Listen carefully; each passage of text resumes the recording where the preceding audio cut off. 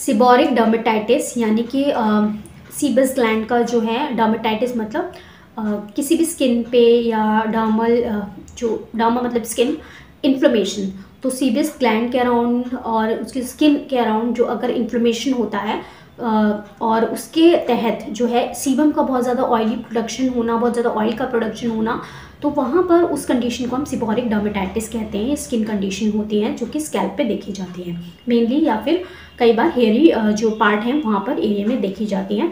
Seborrhoeic dermatitis generally हम scalp पे जो भी अगर इस तरीके का आपको बहुत ज़्यादा स्टबबॉर्न टाइप ऑफ डैंड्रफ दिख रहा है, डैंड्रफ और सिबोरिक डर्मेटाइटिस अलग चीज़ें हैं।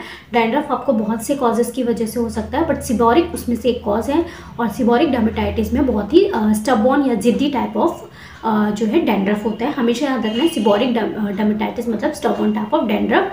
अगर पेशेंट आता है कि हमें बहुत ज़्यादा डैंड्रफ रहता है, कुछ वाइट तरफ के फ्लेक्स रहते हैं, साथ के साथ उसके साथ हमें बाल पैचेस गंजापन होने लगा है, हमारे वहाँ से बाल उड़ने लगे हैं, और वहाँ पे स्किन पे आपको बहुत ज़्यादा रेड कलर के जो है इरप्शंस, यहाँ पे इंचिंग बहुत ज़्यादा होती हैं, दिखते हैं, तो वो सिबोरिक डर्मेटाइटिस की कंडीशन होती है। अब बात रही कि कॉजेज़, अननोन कॉजेज़ हैं, कई बार जेनेटिक कॉज भी देखा जाता है, और जो है हाइजीन मेंटेन ना करना, ये भी इसका एक कारण हो सकता है। साफ़ सफाई ना रखना ऑयल ग्लैंड में, और वहाँ पर इन्फेक्शन हो जाना, इन्फ्लेमेशन हो जाना, इम्यूनिटी का लो होना, स्ट्रेस जो है उसको ट्रिगर करता है। तो ये कुछ कॉजेज़ हैं। अब बात करते हैं कि क्या होम्योपैथी में इस चीज़ का इलाज है। बिल्कुल, मेनली पेशेंट जो है मेरे पास, मैंने कुछ टाइम में देखे हैं, बहुत सारे सिबोरिक डर्मेटाइटिस के केसेस आए हैं, और स्पेशली उनको ये जो है पेशेंट ये दिक्कत से आता है कि हमें बहुत ज़्यादा हेयर फॉल हो रहा है, और अगर हम पेशेंट को सिर्फ हेयर फॉल लेके अगर उसका ट्रीटमेंट करते हैं तो वो ठीक नहीं रहेगा। हम जब पेशेंट को एज अ होम्योपैथ, अगर हम डर्मेटोलॉजिकल के केसेस या हेयर केसेस में स्पेशली पेशेंट्स के केस लेते हैं, और साथ के साथ जो एग्जामिनेशन हम करते हैं ओपीडीज़ में, वो बहुत ही यूज़फुल होता है। अगर उस वक्त पेशेंट का सही डायग्नोसिस हो जाए तो देखा जाता है कि वहाँ पर स्कैल्प पे अगर कोई इन्फेक्शन को हम देखते हैं कि फीचर्स बहुत अलग अलग होते हैं। मे बी टेनिया हो सकता है, मे बी सिबोरिक हो सकता है, और सिबोरिक डर्मेटाइटिस के केसेस मेनली देखा जाता है, पेशेंट बताता है कि हमें 10-10 साल से ये जो है डैंड्रफ की कंडीशन है, और मेरे पेरेंट्स में भी कई बार ये बोलता है कि ये कंडीशन थी, तो वहाँ हम सिबोरिक डर्मेटाइटिस ईजिली डायग्नोसिस हो जाता है। बहुत सारे और फीचर्स से या फिर अपने क्लिनिकल एक्सपीरियंस से डॉक्टर ईजिली डिटरमाइन कर लेते हैं कि हाँ ये केसेस सिबोरिक डर्मेटाइटिस का है या नॉर्मल डैंड्रफ का है। बात रही कि क्या होम्योपैथिक मेडिसिन, इसमें हम जो है मेडिसिन जो क्लिनिकल पर्सपेक्टिव से काफ़ी जो है इफ़ेक्टिव होती हैं, तो आज हम वो ही जानेंगे कि क्या क्या मेडिसिन है। तो अगर आप चैनल पे नए हैं तो हमें सब्सक्राइब करके या आप जो नीचे बेल आइकन है उसे क्लिक कर सकते हैं।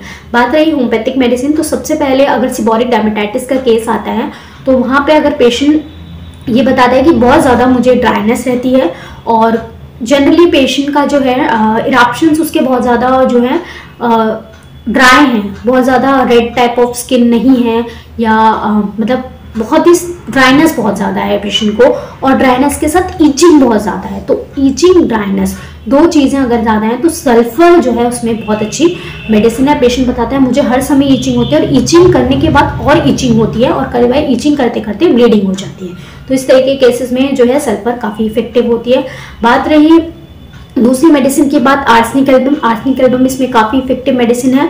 अगर पेशेंट को देखा जाए कि कई बार सल्फर से पेशेंट को एग्रीवेट हो जाता है या सल्फर सूट नहीं करती, तो आर्सेनिक भी उसमें काफ़ी इफेक्टिव होती है।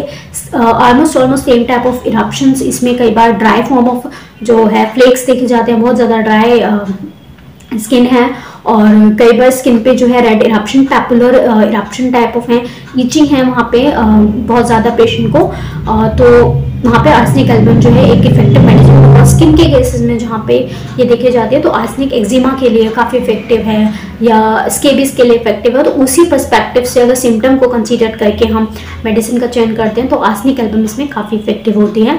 बात रही, मैंने बहुत से पेशेंट में फॉस्फोरस भी बहुत अच्छी मेडिसिन इसमें साबित हुई है। जहाँ डैंड्रफ पेशेंट को बहुत ज़्यादा है, पेशेंट में देखा जाता है बहुत ज़्यादा ड्राई हेयर रहते हैं पेशेंट के, और पेशेंट में जो है डैंड्रफ के साथ साथ उसमें जो है पेशेंट को हेयर फॉल है, और हेयर फॉल में उसको बैल्ट पैचेस हैं, जगह जगह छोटे छोटे गोले तरीके से इस बाल उड़ रहे हैं धीरे धीरे, और वहाँ पे इन्फेक्शन भी देखा जा रहा है या डेंड्रफ भी देखा जा रहा है। तो फॉस्फोरस उसमें बहुत अच्छी मेडिसिन है। I have recently I treated the cases, वहाँ पे मैंने फॉस्फोरस पेशेंट के सिम्टम उसमें ये दिखा था कि बाल पैचेस थे जगह जगह, और वहाँ पर स्पेशली डैंड्रफ था, पूरे उसमें डैंड्रफ नहीं था। तो वहाँ पर अगर एक पर्टिकुलर ओरिजिन में है, मतलब लोकेशन पे है, तो वहाँ पर हमने दी फॉस्फोरस और मेडिसिन इफेक्टिव रही। इसलिए पेशेंट का जो है देखकर उसके सिम्टम्स देख के, क्लिनिकल चीज़ें देख के काफ़ी हेल्पफुल होती है मेडिसिन, और मेडिसिन एक ही बार में सूट करे। And never change the medicine repeatedly, कि अगर थोड़ा सा स्लाइट एग्रीवेट करती है, डैंड्रफ बढ़ गया पेशेंट का या हेयर फॉल बढ़ गया, but I repeat the doses with the least, मतलब उसके जो डोज हैं हमने उसका जो डोज का अमाउंट है वो कम कर दिया। तो और देखा कि मेडिसिन और पेशेंट को 2-3 महीने में उसका डैंड्रफ प्लस हेयर फॉल दोनों ठीक हो गए थे, जो कि काफी सालों से उसको परेशान कर रहे थे। बहुत सारे शैम्पू और ऑयल लिए है उसने फिर भी। तो ये 2 मेडिसिन मैंने बताई, सल्फर और आर्सेनिक। अब बात करते हैं विनका माइनर। विनका माइनर मैंने ऑलरेडी एक वीडियो डाला है प्लिका प्लेनो का, जो एक क्रोनिका एक कंडीशन है जहाँ पे मेल्टेड हेयर चिपक जाते हैं परमानेंटली, ट्विस्टेड हो जाते हैं, तो उस कंडीशन में तो काम करती है। और जो डैंड्रफ के लिए एक स्पेसिफिक मेडिसिन की तरह जो है काफी इफेक्टिव रहती है केसेस में विनका माइनर। अगर बहुत ज्यादा मतलब स्टबर्न टाइप ऑफ डैंड्रफ है, बहुत सालों से चला आ रहा है, तो उसमें भी इफेक्टिव होता है। एक्यूट कंडीशन ऑफ डैंड्रफ में भी इफेक्टिव रहता है। स्पेशली केसेस के हिसाब से अगर मेडिसिन का चयन किया जाए तो केसेस में काफी अच्छा रिजल्ट दिखता है। कई बार पेशेंट में देखा जाता है कि स्कैल्प पे जो है इस तरीके के इरप्शंस देखे जाते हैं सीबोरिक डर्मेटाइटिस में, जहां पर पेशेंट में थिक जो है डिस्चार्जेस निकलते हैं और काफी स्टिकी टाइप ऑफ डिस्चार्जेस, तो ग्रेफाइटिस है वो इफेक्टिव होती है। डोज बहुत ज्यादा कॉशनली इसमें चयन करनी होती है। तो ये कुछ 4-5 मेडिसिन मैंने आपको बताई। Hope you like this video on seborrhoeic dermatitis.